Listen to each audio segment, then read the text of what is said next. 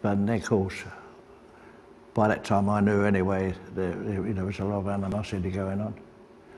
But unfortunately, Brian, he got in such a state, he just couldn't get it together, he couldn't hack it. He just could not do it. He fell apart. Brian Jones was, in many ways, the leader of the group initially. He was the one who was on a mission to take this blues music and proselytize it to a new audience. And he's subsequently been slightly written out of the story. I mean, I don't think it suits either Mick or Keith to give Brian Jones the due that he probably deserves in that earlier period. I mean, when we get to a later period, he's clearly become a marginal figure. But I don't think you can understate how important he was in that early period. I mean, as a slide guitarist, as a harmonica player, as a source of the repertoire as well. I don't think Mick and Keith had heard Jimmy Reed until Brian Jones played them a Jimmy Reed record, and Jimmy Reed was a huge influence on the early Stones. So yes, I mean, let's not underestimate Brian Jones's contribution to the origins of the Rolling Stones. I always had a funny feeling with Brian Jones that he was in the wrong band. I always thought that in a strange way, Brian Jones should have been in the Beatles and John Lennon should have been in the Rolling Stones. And maybe both of them would still be alive today. See, Brian, very funny really. He had so many people around him. Some were good, some were bad, some were leeches, you know. But he couldn't bear to be on his own. To me, although he had all these people around him, he was a very lonely man. That's my opinion of Brian. Because sometimes he used to talk to me, and I could feel he was hurting, you know. But as I say, he all had his friends around, the people around him, but he was still a lonely man. The private problems of the Rolling Stones were kept far from the public eye, however, and in February 1966 the band released another single, 19th Nervous Breakdown. Recorded only months after Get Off My Cloud, the Stones were again proving that they could write hits on demand, and this latest release peaked at #2 on both sides of the Atlantic.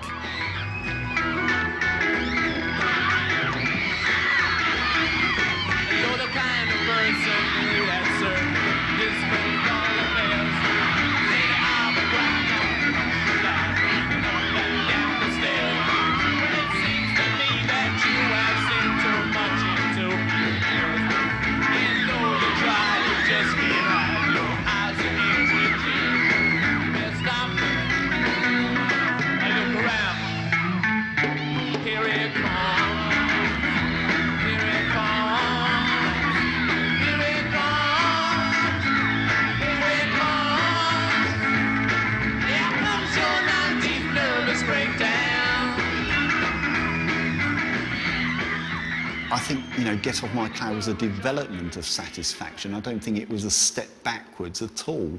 And it was the same, I think, with 19th Nervous Breakdown, though in fact what they were planning to do on, you know, for the single after Get Off My Cloud was to revive their own As Tears Go By. But instead that was relegated to the B-side, and I think it was a very good idea as well. I think it would have been a big mistake to do that.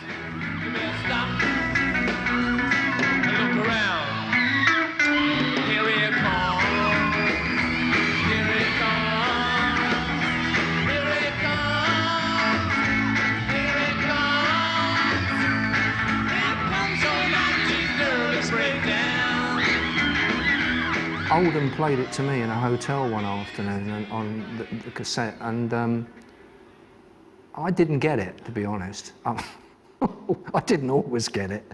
I knew it was going to be a hit because, I mean, if the Stones had recorded Bar Bar Black Sheep at the time, it would have been a hit, you know. And I thought it had something going for it. I liked it more the more I heard it, but initially it didn't grab me.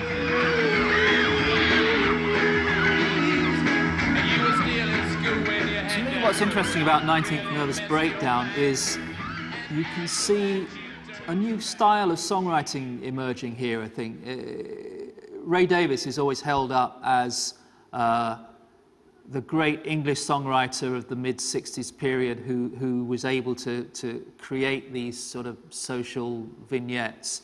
But actually, Jagger and Richards were up there with him, and it's there on 19th Nervous Breakdown. They then started writing songs like Mother's Little Helper, you know, and these songs of quite astute social observation. And it's something really that I don't think they've ever had the credit for. As I say, everybody talks about Ray Davies, but you know, there is a batch of songs that the Stones wrote, and that's one of them that are really up there in a similar category.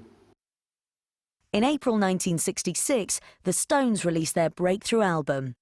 Aftermath, entirely made up of original material, would become a landmark in popular music. That was a great album. I mean, I think Aftermath was, again, that kind of identification that the Stones eventually got of themselves. You know, they'd found their own voice, they'd found their own sound, they'd found their own songs by that stage. You know, then they were actually doing what we talked about, which was putting away the rhythm and blues stuff that they used as their base and adapted for their own purposes, and actually got themselves an identity all of their own that owed nothing to Muddy Waters, Howling Wolf or Bo Diddley, really. They did owe something because they got inspiration from them, you know, but at the same time what they were actually recording and writing had nothing to do with them. This was of their time, of the way they felt about how things were and how things should be and could be, but aren't. And I think that's the kind of feeling you get from Aftermath. Aftermath was the Rolling Stones album of the 60s, as far as I'm concerned anyway. It was a big breakthrough because it was all Jagger Richard originals, and I think everybody was working at full capacity there, because after that, I mean, Brian, for example, lost interest, and more or less, you know, by about 1968, he just confined himself to playing rhythm guitar, or not even turning up at sessions. But I mean, one of the strongest elements of Aftermath is the way Brian adds power to the originals by his sort of weaving of quaint instrumentation into their fabric. I mean, it's like, you know, a dulcimer on Lady Jane, or a sitar on Mother's Little Helper, and a sort of vibraphones on Under My Thumb.